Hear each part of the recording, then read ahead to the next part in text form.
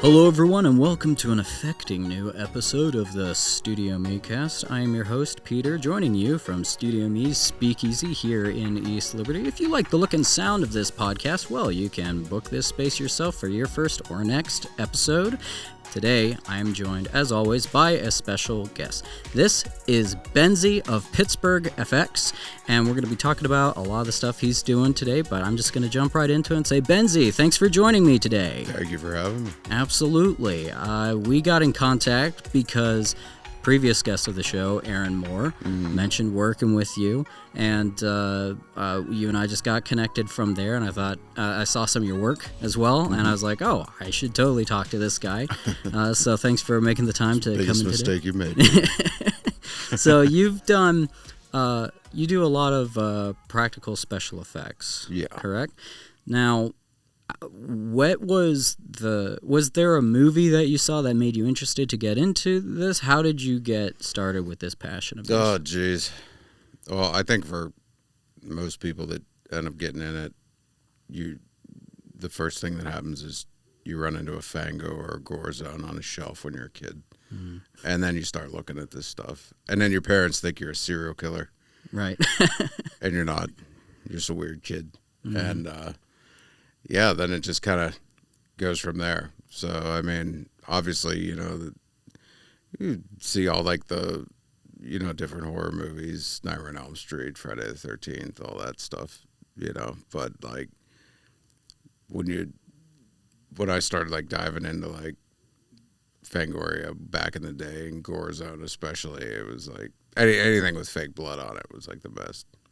Now I just hate making fake blood. Oh, yeah? How come? Well, after you've made like 2,000 gallons of it and thrown it everywhere and cleaned it up, and rinse and repeat, man. Like it gets old, brother. Yeah, well, I've seen some of your work on your website and on your Instagram, which everybody, by the way, you already know this if you're a regular viewer of this show. Thank you, all 7 of you. But there is, in the description, links, tags, and things that you can do to follow Benzy and his work and take a closer look at the things that we're talking about, because, of course, it's a visual medium that this guy works in here. There's 7 people following us? At least. Oh, shit. That's awesome. Isn't that great? So, gore, blood. Actually, you know what? I want to talk with you more about fake blood first here. Is there a way that you make fake blood, or is it like different situations call for different recipes? Brother, there is tons of ways to make this stuff. Yeah. And I had my crash course when I did George Romero's son's movie. It was Cameron Romero. We did the screening, and it was just a gore fest. And we lost count on how many. All I know is like, everybody was very proud at one point because we surpassed Hostel. Oh, okay. Like in gallons, and it was everywhere. It was everywhere.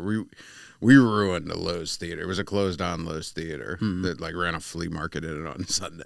Wait. It was out north for sales. Oh my gosh. Yeah. So the hang on. Geez, my old job owns that place now. Really? You just connected a dot for me because I went there to this flea market. It's right next to a Walmart, right? Maybe. The whole thing's a blur. It used to be a movie theater. It's a flea market on the weekend. It's a flea market on the weekend, and yeah, there should be 2 theaters in there that are really rough looking. Yeah, like there's these bloody handprints. Oh, yeah. The first time I was there, I see these bloody handprints on the wall, and I asked somebody, like, what's that doing there? And they're like, oh, yeah, that was you? Wow, well, I've been a connoisseur of your work longer than I thought, so there we go. That's great. Yeah, my old job, I used to work for a self-storage company here in Pittsburgh in the marketing department, and they at some point acquired that flea market, and so I went out there and shot a couple videos for it as well, for like the website and all that, which I think I'm not even sure they use those on the website eventually, but I think they posted it to it since it doesn't matter. But anyway, all right, cool. So what are some different situations in a film that require different types of blood? I mean, your basic model of like your blood recipe is the homemade stuff, K-Row blood. So you take your corn syrup and your food coloring, and mix it together. Use like a red and a green to dull it down, or to darken it up. I'm sorry, and I mean that's great. It's home recipe. Kids can use it. Throwing the crap everywhere. I hate it. I absolutely despise K-Row blood. For me, it goes in one place, and that's in the mouth. It's mouth blood. So that's one specific type of blood. It only goes in your mouth because for the actors, what's that? Because there's nothing toxic. Yeah, in it's it all for food grade. You can eat it. So, and a lot of the other stuff is food grade too, but it's like a bittersweet, or K-Row is just corn syrup for baking. So it's better like that, and then you could flavor it. So you use like coconut or strawberry. We had like 8 different flavors. Whoever like. If you like mint, we have mint. You have strawberry banana, we have that. We have anisette, But that's the typical like go-to for everybody. Me personally, I hate it because it will tack up and dry. And I've had my arm actually fuse to me. I fell asleep like totally sick as a dog. I was on the screening in one of those theaters. And it was freezing, and we didn't have heat or anything. And I'm like sitting there shivering, and my arm was like this, and kind of like nodded off a little bit.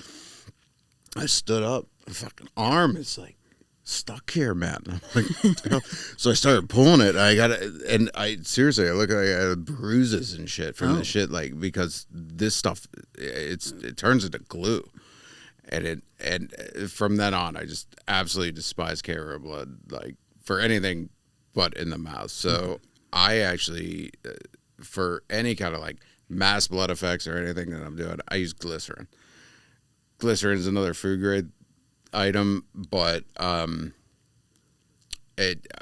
my experience, it doesn't dry.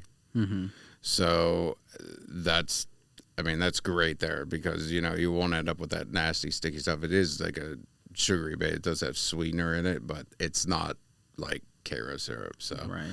But there's.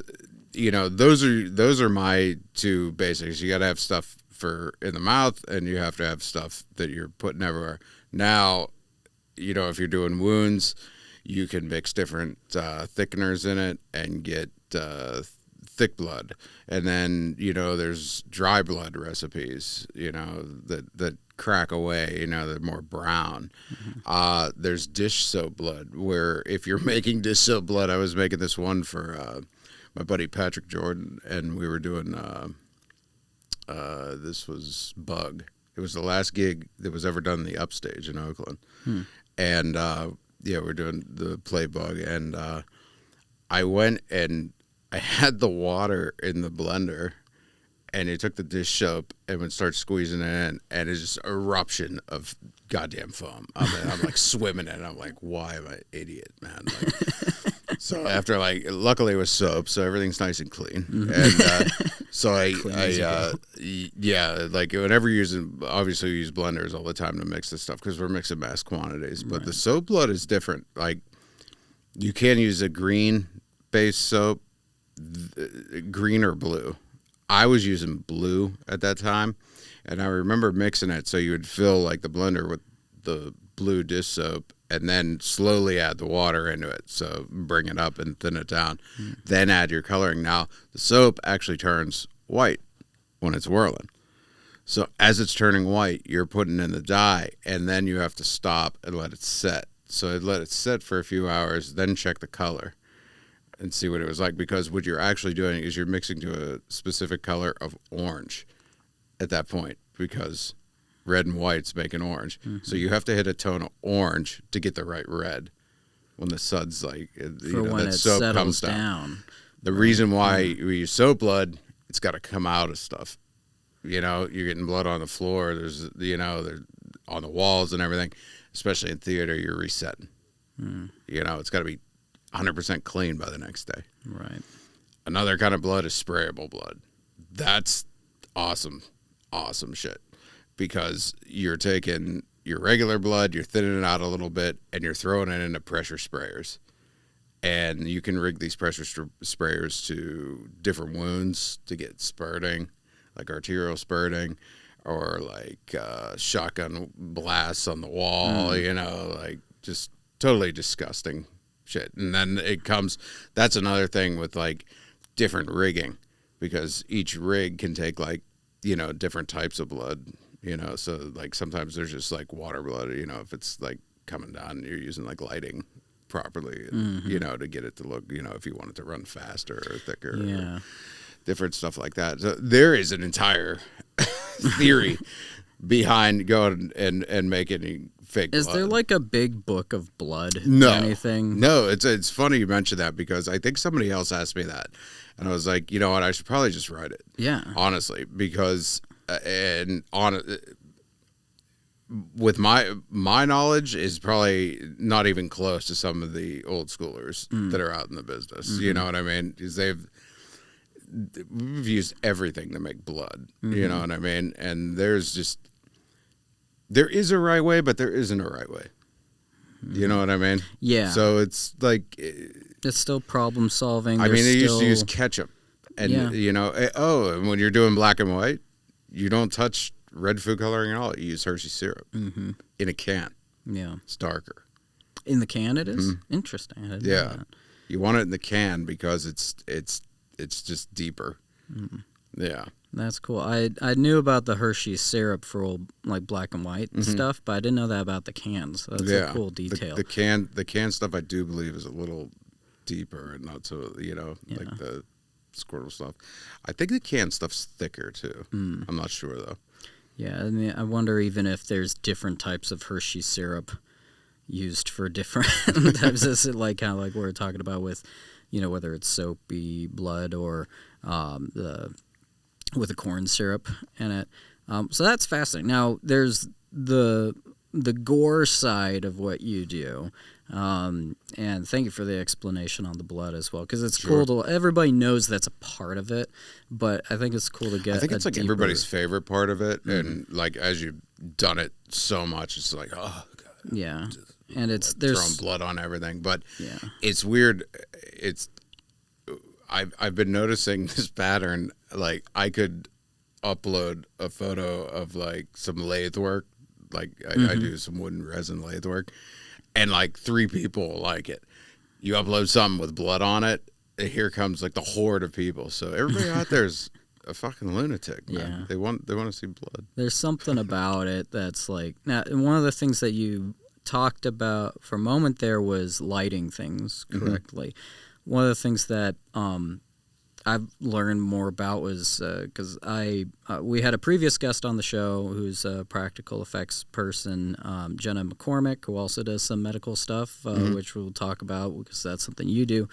She and I did a project together that required some pressurized blood splatter, and we were in this location where we had this open space, and the only way to really do it was to get like an enormous amount of plastic and like just go beyond what we thought this thing was going to shoot. Right. It worked great. You know, it's like Dexter or just like wrapped it back up. But one of the things that with this blood blast is a guy gets his fingers sliced off, you know, and you know, over the top. Just totally exaggerated. Yeah, 100%. But it was like the big practical effect moment of the film, I think, and just nuts, like fingers and like it was great. But one of the things we made sure to do was to backlight it. You know, because there's sometimes people will have a squib or something, and if it's not lit well, you can't like see it, right? Is the lighting? I think one of my favorite examples is like Django Unchained, where there's like whenever there's a squib, there's like a light behind it to catch all the light. Right. Is lighting something that on projects you get involved with for these effects? I try to get involved in as many aspects as I can. Like if I'm there to do effects, I try to work as much as you can alongside the director to get exactly what they want without bothering the hell out of them. Because, you know, a lot of people that haven't worked with it, they don't know how to shoot it. They don't know what to look for. And when you're in it, you can see every little flaw, and you just and yeah, the lighting is just important. Period. I mean, anybody in the film and entertainment business should know this. I mean, if it's not lit right, it's crap. And sometimes you might want crap, but normally, even if you want crap, you still need a light. Yeah, you still need to do it a certain way, right? Otherwise, it won't look like the right kind of crap. Right. So it like the one problem that we had again, we're probably going to go back to this a few times. Screening. It was a lot of stories came from there. Was they were using red gels on a lot of stuff. So we had these people just caked in massive blood just everywhere. I mean, the whole place was like a river of blood.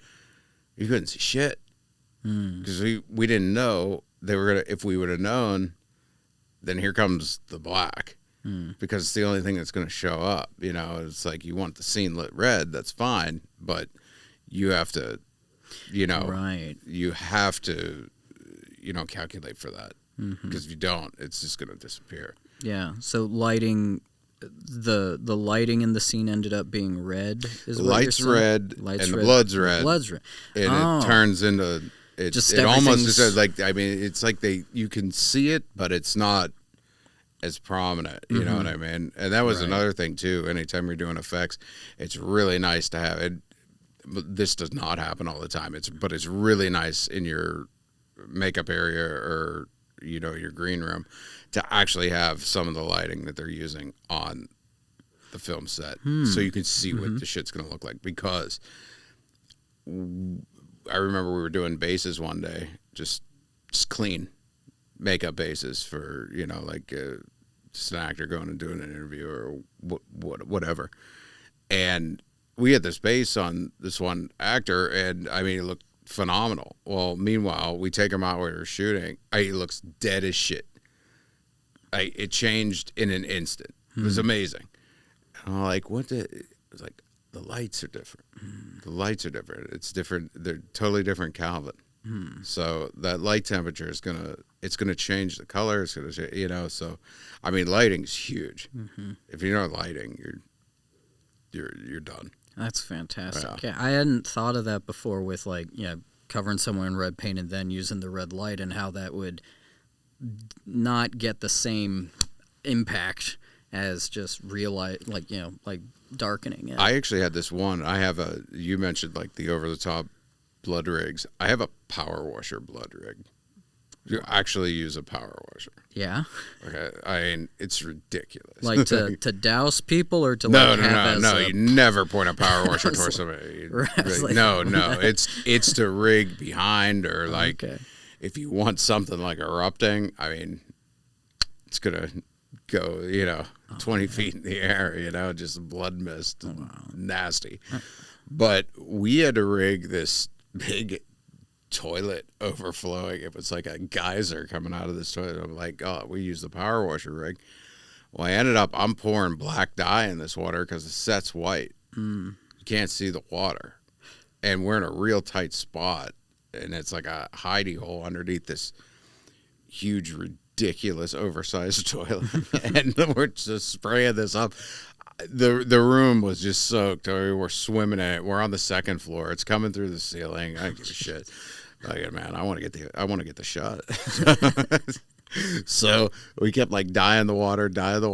Like we probably shot straight black dye just because like we couldn't get more lighting, and plus we're using this rig. It's like, well, I guess we're mixing electricity and water today. So yeah. When you're doing this kind of thing, are you also let me couch this by saying, like, one of the things that I find fascinating about filmmaking in general is how you have all these different highly specialized departments and then making them work together where there's so much overlap, whether it's lighting, or how the stunt person really needs to be involved with the wardrobe department to like figure out where they're going to put their pads and stuff like that, and a lot of that has to do with having a director who understands the needs of the departments and makes sure that everything's working together properly. But with a lot of what you're doing, you're working with the talent a lot, whether it's like an injury effect or they've got blood on them and all that. In the same way that being involved with the lighting can have an impact on it, are you like at what point would you get involved with, say, like I don't know, like just wardrobe with what the actor's wearing when it comes to an effect? Oh, geez. I mean, keeping, going back to like dirt, blood, everything, keeping it consistent. Like, usually when anytime you're doing a production, you're doing photos, just for reference because you want it to line up. And that's a challenge in its own. I mean, there's nothing worse than watching something and then it's just wrong. But that's also great too, because there's flaws in everything, including real life. There's one of my sometimes I'll be watching a movie with someone, or someone will say, "Oh, this movie, there's a plot hole because this character does this thing instead of this other thing," and I'm like, "Well, people do stuff that." I mean, it doesn't excuse all like bad writing, I guess, or anything like that, but people in real life do things that would be considered a plot hole in a movie. Right. No, it's like people make mistakes. But all right, so I want to ask you then, do you have a favorite effect that you've seen from a movie?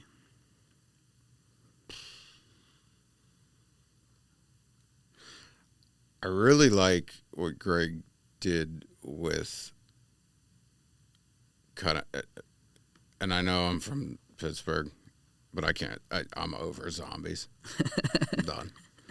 But with all due respect, the way K&B Greg did the Walking Dead zombies, it was, to me, it was so simple, but it was genius, because it was like, all we needed to do was bring out a feature, then we can sculpt everything back, so it looks like it has that more depth. And I never saw anybody like do that. Plus, like when they were stepping on the heads and stuff, I mean, that was really awesome too. Like, I'm not the biggest fan of The Walking Dead. I really haven't watched past like a certain, like maybe 3 seasons. The first one just made it for me. Yeah. Like, it was it's Frank Darabont, so Right. I mean that's cool. That was the perfect launch to me. But not all things work out, so it's fun to see the evolution of that. And I mean, some of those the makeups are just, they're killer. So now, I think I know what you mean by like building stuff up and pulling it back, but for people who are just learning about this kind of thing, could you give an example of what that is? like usually, like when you're doing any kind of elaborate makeup or a multiple piece like prosthetic, you would start with a life cast of the actor's head. So when doing the life cast, you have, you'll get a stone copy of their face and you'll start sculpting on it. The thing is you can't carve back. Like if the zombie's supposed to be missing Yeah, a so you have to cheekbone. bring like everything out, and it's more, the brow, it's coming out, and that's fine. I mean, that's totally okay. But what they did, I do believe, and is you mold the teeth first. So we sculpt the teeth first, and then as we're sculpting the teeth, we're bringing out the teeth and like sculpting the lips. So really the teeth are here. Whereas if we were sculpting on a regular life cast, the teeth would be back here. So we're giving ourselves much more room to sculpt back. Yeah. So anything we bring out, we don't have to bring it out as much. And then here are these teeth.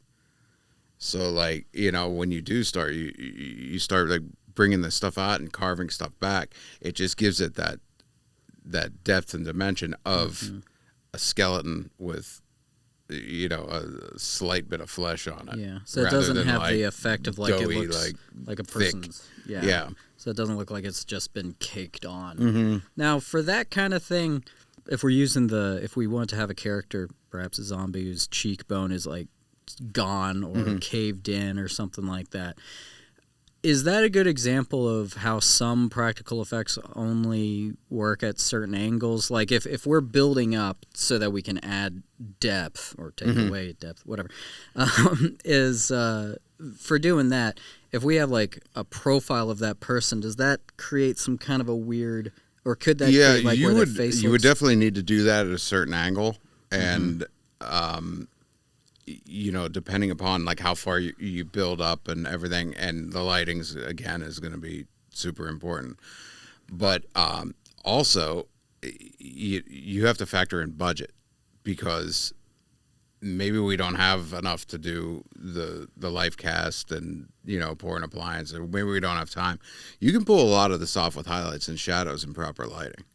You really can, and that again, it comes back to lighting's everything when you're doing different stuff, especially illusions. Now, one of those things with the angles, it sounds like if you have done the build up for depth and it works from a certain angle, then that restricts a lot of, like, say, doing if there's a fight with the zombie, they can't be spinning around so much and getting the different angles on it. It sounds like a lot of effects are tailored for specific shots already in mind. It is, unless like you said, like if there's a fight or something. I mean, no, you're gonna have to get it as accurate as you can. You don't want any, But I mean, if it's like a single shot, it all depends on what's in that breakdown and what that director wants to see, and that's how you tailor your breakdown.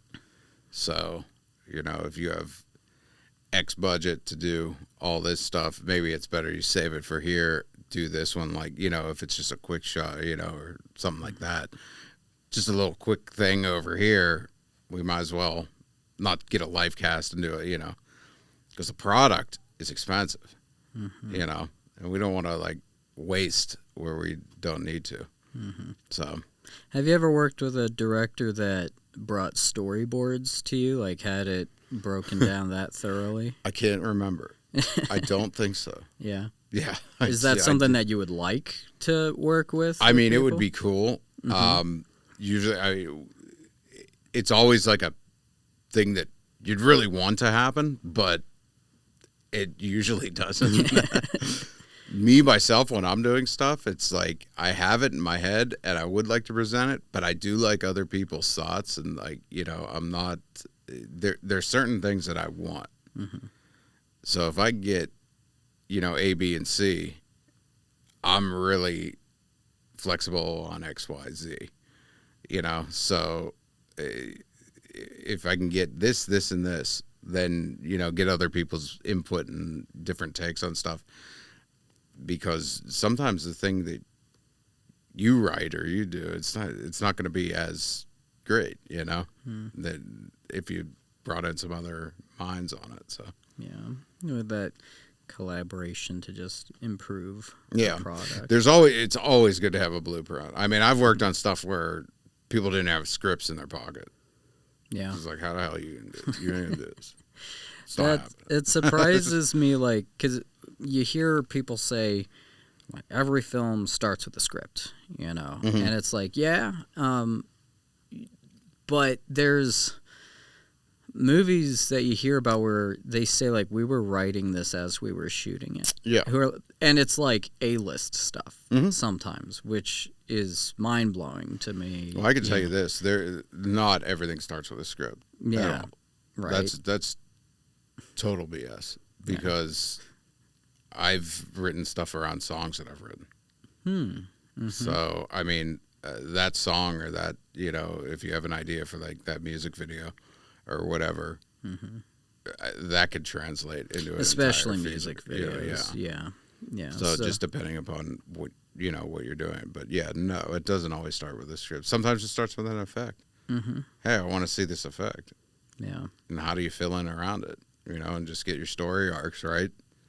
You start with your treatment, break it down from there, and then you're doing dialogue. Something I've been doing lately with a project I'm developing at the moment, which is hopefully going to be my second or third feature, is while there is a writing process going on, what I'm doing with the scenes before even writing anything out is I'm starting with drawings and storyboards. And I didn't come up with that idea. I lifted that technique from animators, because there's lots of animators who aren't writers, but they create their own animated films, and they form a storytelling they go into is, you know, just the physical actions of the character that they're doing, you know, where they have a bit with, like, you know, Wile E. Coyote or Bugs Bunny, you know, where they're like, oh, here's a fun situation, and instead of just saying, yeah, Wile E. Coyote piles up a bunch of TNT from Acme's TNT whatever catalog, those, you know, draw the storyboards out for it. And you can see that in the behind the scenes of a lot of major animated films, is because, and at some point they get pages down for the voice actors, you know. But the project I'm working on right now, I'm starting a lot of it. I didn't want to start it with the written word because of what the subject matter is, and it's kind of an experiment to see if that'll work, you know. So far, it's working great, but you know, but yeah, it's funny when people say, like, I don't know if funny is the right word, but people say you know, it always starts with the written word, and it's like, that's great when it does, but yeah, I mean, media is so diverse at this point. I mean, and you even hear about, like, the first Iron Man movie where I think they said they didn't really have a script for it. It's like they had the set, like the crew and everybody's waiting, and the key people are in a trailer still writing out, like, what's our dialogue today, and they're like just improving it in the trailer and writing it down, like, oh, that's good, you know. It's nuts. There's a lot of, look at Curb Your Enthusiasm, that's improv, right? You know, Larry gives you a general idea, he wants you to go and create it, you know, be yourself. Yeah, which is cool. Me personally, I rather have a blueprint. You know, me too. Yeah, I think it's nice to supplement moments with improv and moments of inspiration like that. But I think some people get carried away with improv and are really occasionally lazy writers, because well, it's just improv. It's what The Office did. It's like The Office had writers, and also you had a lot of really, really, really talented performers who have been doing improv for decades. You know, it's like there's this, you know, and some people just don't want to write a script, I guess. But you know, it's interesting to see how many ways there are to make a movie. Even do you have? So you talked a lot about blood and how you like the zombies on The Walking Dead. Of course, I like a lot of old effects too. Like what? Yeah, old effects, as in like Gino's, Cogdolly's, Nightmare on Elm Street 3, Freddy's makeup. That was great. And, you know, oh, geez, what was another great one for me? Friday the 13th, 7. I haven't seen that one yet. I haven't gotten there. Oh, it's brutal. Yeah? I mean, they made the same damn movie 10 times in a row. It's awesome, right? It's great. I mean, I look at, like, you're looking at that back in the day where you had, now, when they shot Batman in Pittsburgh, I got a call for an audition, and it was for Magnus Rex.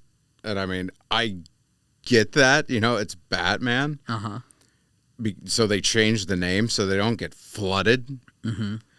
But they had to do that with Friday 8 in Manhattan. I mean, that's how big Friday the 13th was back in the day. They had to change the name of it to get actors because they were just going to get bombarded. Yeah. And I mean, as Friday the 13th goes on, it just gets more and more ridiculous and it's great. Wow. It's great. It's so fun. Like, but when I was younger, I remember Voorhees coming out of the water. You could see his spine. I thought that was like the coolest shit I've ever seen in my life. Do you like effects from? Do you go even older ever, like for old black and white monster stuff? Like you're talking Lon Chaney and yeah, for sure. I mean, just pulling one out of the air, the original Frankenstein. Dude, that was sculpted every day from cotton and latex. There was no appliance making. There wasn't. He had a box, and he had latex and cotton. Yeah. Every day he was doing that from scratch and producing the same thing every day. That makes so much, because I remember at some point hearing, oh, there's this great innovation in practical makeup where you can reuse pieces of it, or but back then they didn't really have that as much. Is that what you're talking about? Yeah, or? I mean, you didn't have silicones, you didn't have encapsulators, to you start didn't have, from zero every time. Yeah, you had dirt and ketchup.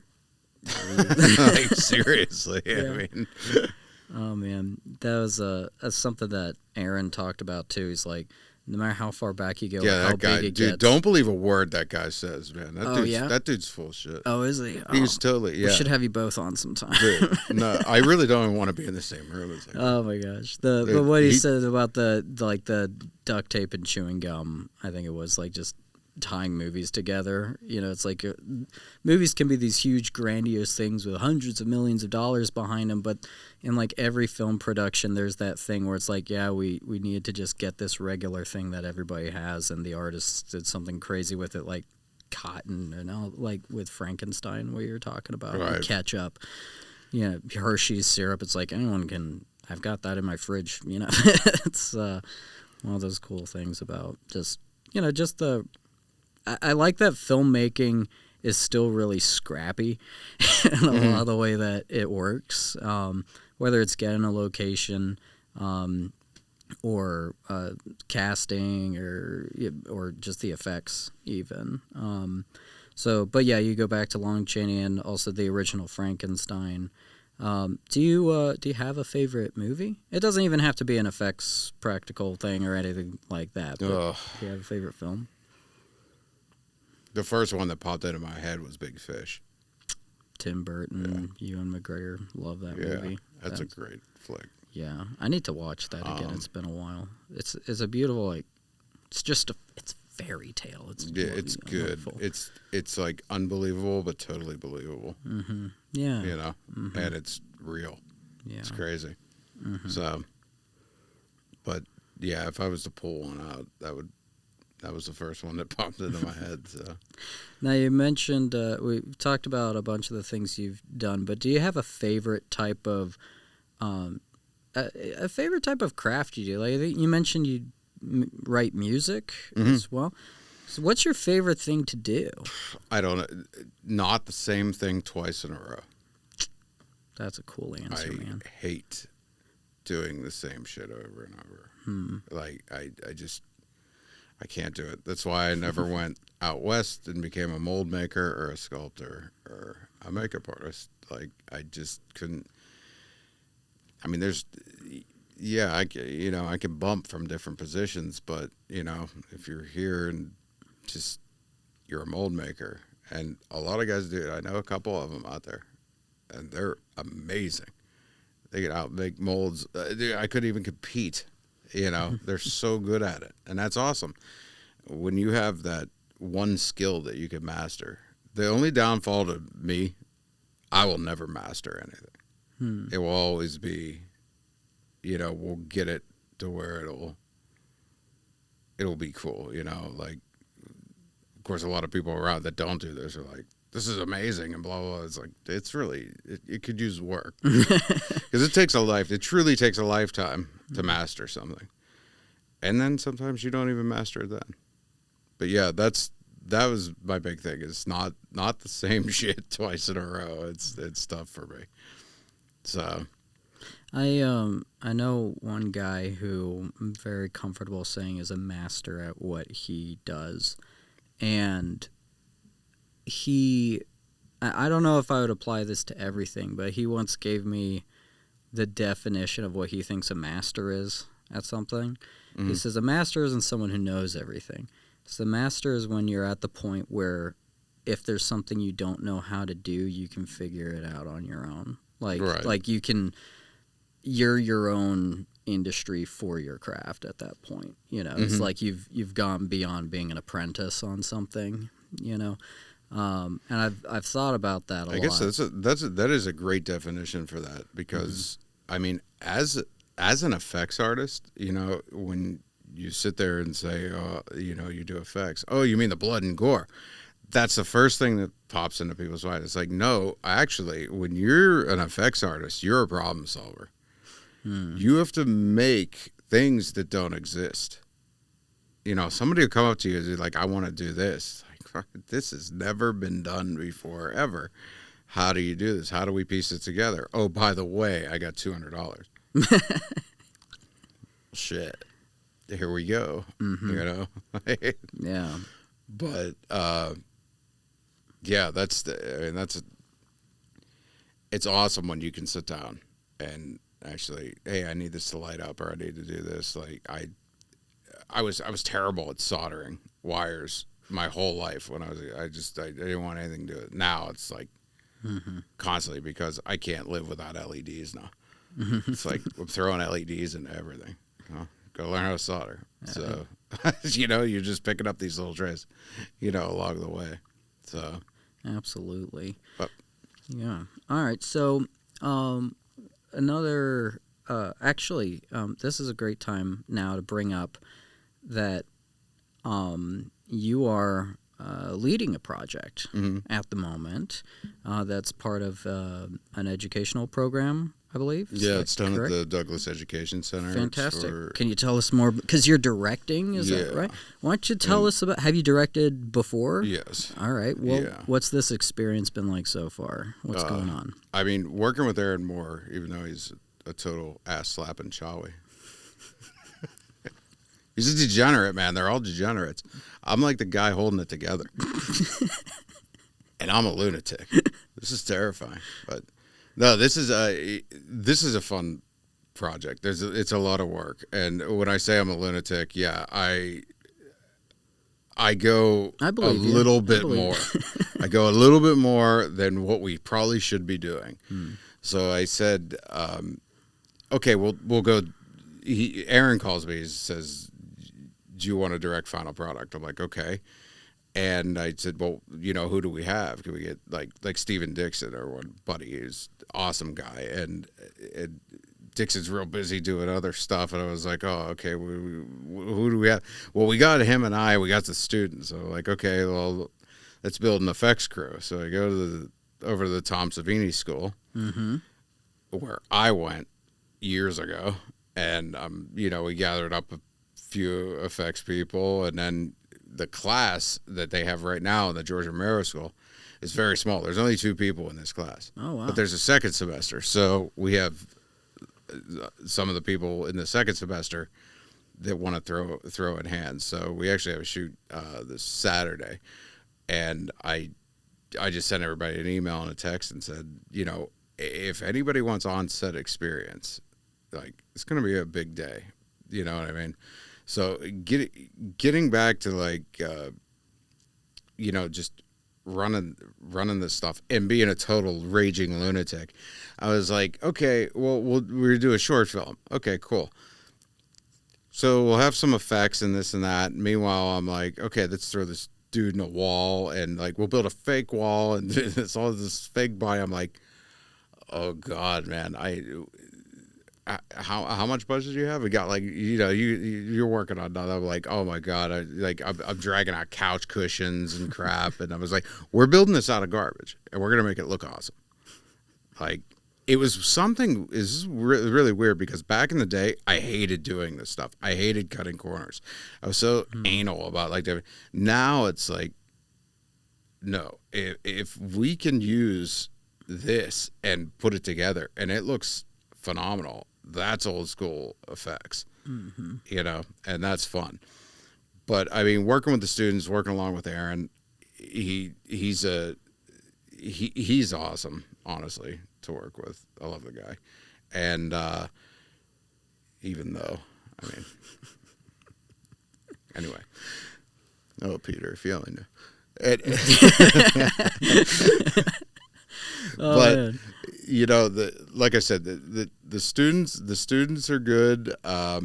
They're really busy with school and stuff like that. I try to put it into perspective for them and tell them, listen, when I went to school, I drove there every day. So I was driving from Pittsburgh to Menneson every day in a hearse, which was a total gas guzzler. And it was rock and roll. It was seriously one of the best cars ever. Nice.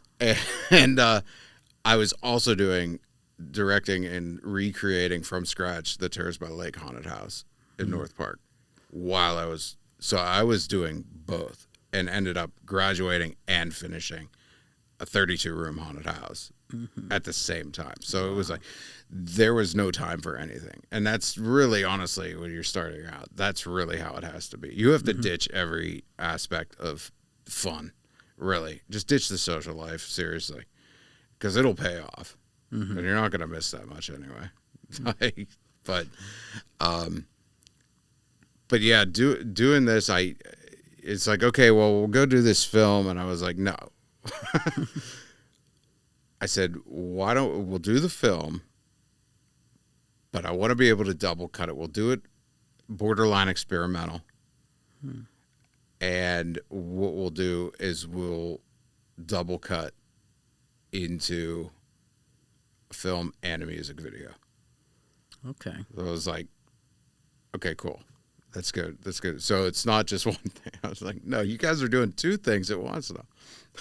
And it's like, That's a clever thing to do too, because like sometimes here at the studio, if I'm making a video for like an ad or something like that, I try to get as much out of it as possible. And you know, I might set up my phone or a camera to like do a time lapse of while I'm making the video. And so it's like while I'm making one video, I'm making like 5. You know, right. like even this at some point we'll probably cut up little reels out of it, you know, and have the short form content to help people find the longer form stuff, like the full episodes, you know.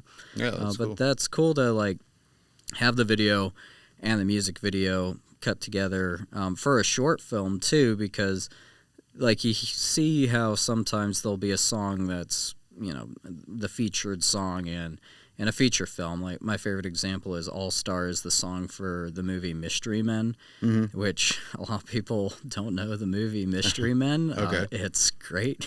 It's way ahead of its time. The cast is crazy. It's got like Ben Stiller, Eddie Izzard, Wes Studi. Like, I mean, it's got a huge cast. Jeffrey Rush plays the villain. So if you don't know, Jeffrey Rush played Captain Barbossa in the Pirates of the Caribbean. He also is the vocal coach character in The King's Speech. But yeah, Mystery Men's this insane movie ahead of it. It's a parody of superhero films before like the MCU started happening for like a while, and it's a hilarious, stupid movie. But that's where the song All Star comes from. It's that movie, and it's in the music video for the film. But yeah, taking the project and having like a borderline experimental. This one is a little different though, because the music video, that song is not in the film. It's like I don't want that song. It was just like it's the imagery will be the same, but that song I don't want it in the short film. Which is odd. The song? Where'd the song come from? Did you write it? Yeah. Cool. Yeah. What kind of music do you make? Well, I grew up, obviously, it was always heavy metal. Now I'm like, like, you know, I get burned on that. What I really like is I do like mixing the heavier stuff and the electronic. I love the heavy electronical stuff and just using different sounds and different stuff. And the project that I'm working on right now is called M3, which is, it's got an 80s vibe. The M3 is like M to the third power, and the title of it's the Miami Med Machine. Like kind of like back in the 80s, we had the Miami Football Machine down in Miami back when the Cocaine Wars was just going on, which is one of my favorite documentaries, The Cocaine Cowboys. I've watched it thousands of times. I love like the 80s Miami, you know, the colors, everything. And during this project, I was just like, well, I've always been dabbling in like medical artwork and different stuff like that. So it's actually mixing some like different medical sounds into the electronical music, and and with like heavier stuff, and just beeps and like there's all different. There is so many different sounds that you could use. Like it's crazy, and then the imagery, like with different stuff that you could do with videos. I think it's just the colors of stuff and the reflections off of like metals and plastics and everything like that. Like it just has a look to it that just like enthralls me since I was a kid. It's like plus the subject matter is edgy, and I'm definitely into edgy stuff. I don't like sugarcoating anything at all. So really cool. So now, one other thing that you kind of touched on there that I'd love to wrap up with, because I think it's so interesting, is you also make highly realistic, using your practical effects skill set. You make stuff for medical students, like for people to practice on, right? Yeah. The site's called MedFX 360. It's a new adventure I kind of went down, and it is for people in the field, and it's mostly like hyper realistic, like training dummies that like they can breathe, they can shake, they can bounce around. It's a full like animatronic body. But so like people can like practice surgery. You can, like yeah. That? There's different layers crazy. of like silicone stuff that we can do and go down through like the skin, the fat layers, into the muscle and then the organs and everything like that. So yeah, like I said, this is pretty new, but it does target the industry, mock disasters for like how they do like the car accidents for prom and different stuff like that. So. Moulage makeups and stuff for trading. That is one section, but with my experience with it, I offer the service to film productions. So if you do, because that is one thing that is flubbed all the time, is a med scene. And it's like, like how do you get this to not be corny? Because that's how a lot of it comes off, is totally corny, which could work in certain facets, but like how to get those looks and those different stuff. So that service is offered to the industry, but also the film industry also, and to if you need a specialty prop made that doesn't exist, say sci-fi oriented props for like like an infirmary or something, you can do all that too. Very cool. Yeah. So it's different. It's a different aspect of it. Whereas usually when you have something like that, it's just targeting the field itself. Like I like branch out and do like different stuff, more creative stuff. So. Right. Yeah. And having these practical effects, like in not just for movies, but in the real world for medical personnel to practice on, or for like. Haunted houses, like you mentioned before, is one aspect, but also merging that with like, there are medical shows, and every single... I did a whole haunted house. That was one of my last years. It's called the Northern Wing. Wing. It was the patients switched. It was like an insane asylum, but like an actual like dark hospital setting. Very cool. And the patients flipped.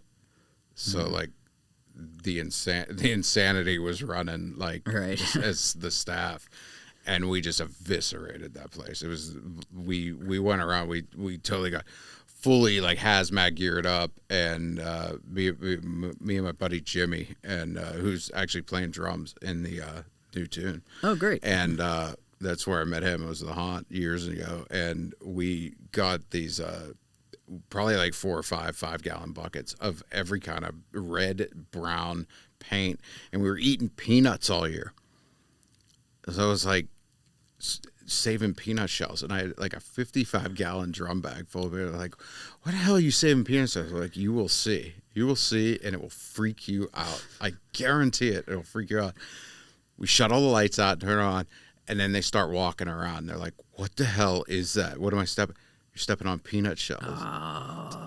oh my God, the peanut shells, man. It's just like they're looking at like snap bones and like all this shit that they're stepping on peanuts. Crunching. It's like crunching under their feet. That's so cool because also you feel like that. Yeah, you feel it, and like sometimes they'll come down, like But it's safe too. Yeah, it's totally not like safe. marbles. You put any anything. weight on it, just crunches like, and then. That's cool. And by the end of it, you just have to blow it all out. Yeah, it's easy to clean up. Yeah. That's rad. I love it. There's all kinds of little that could be a whole show in itself. Yeah, it's just little secrets like that, how to get into people's heads in the dark, and different illusions and stuff like that. Oh, man. Another quick one that we did, like just to whet your appetite a little bit more with that, we had these drop doors, and they had little like quick release latches, so when people would walk by, you'd flip this latch and the door would slam down. So it's like big 3/4 inch plywood hitting, so it was really loud, and then somebody scream out of it. And the one thing I always hated was help me. Everybody in Honda, help me. Like, I was like, all right, we are never saying, it's like, well, what do you want us to do? I'm like, we're not going to go for it. We'll go for a scare. The door falling is big enough of a scare. What we need is some grossness. So I gave him a spray bottle, and I was like, just drop the door, go hachoo, and squirt them. And people were nauseated by just like getting sneezed on. It was disgusting. Wow. Like, and it's just a little spray bottle. Yeah, just put water. Just put water. Great. It's a little squirt. It's dark, man. It's dark. It's like how to mess with people in the dark. Oh man. We should do all kinds of stuff. We like should that, have man. you on again for another episode to just like stuff like maybe we could do a special haunted house episode. We could do that. We could definitely do rad. That. We could definitely do that. I have a lot of years in the haunt business. Yeah, that's great. We should doing that. That was years ago. We might wait till do like a Halloween special or something, or maybe before. We'll see. But yeah, let's I can give you some tips and tricks. That'd be great. I love to that. mess with people. That's awesome. All right, well, Benzy, thanks a lot for being my guest. This has been rad. No problem, man. Yeah. Anytime you want to hook up. Absolutely. And everybody, don't forget, we've got links in the description below if you want to see some of the medical stuff that we talked about, or Benzy's Instagram, or his website, which has a lot more of his other special, the effects that we talked about and that kind of thing. Like, it's all down there. Just check it all out. And thanks for joining us again for an affecting new episode of the StudioMEcast, and we hope to see you again sometime, because we'll be here. Thank you. Oh, and if you subscribe, if you're the kind of person to do that kind of thing, you know where the button is. You're your own person, but go ahead and subscribe if you feel so inclined. Thank you. Bye-bye. Hey, I hope you enjoyed that episode. If you want to start your own podcast, why wait? Reach out to us at StudioME.me, and I hope you hear me again soon.